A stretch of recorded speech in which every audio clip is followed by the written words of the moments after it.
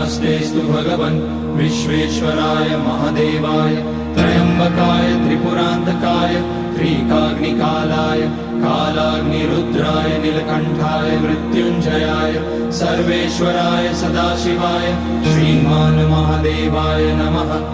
ॐ नमः शम्भवाय च मयोभवाय च नमः शङ्कराय च मयस्कराय च नमः शिवाय च शिवतराय च।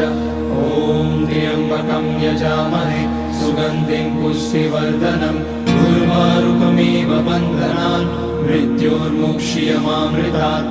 नागेन्द्रहाराय त्रिलोचनाय भस्माङ्गराय महेश्वराय नित्याय शुद्धाय दिगम्बराय तस्मै नकाराय नमः शिवाय। मन्दाकिनी सलिलचन्दन चर्चिताय नन्दीश्वर प्रमथनाथ महेश्वराय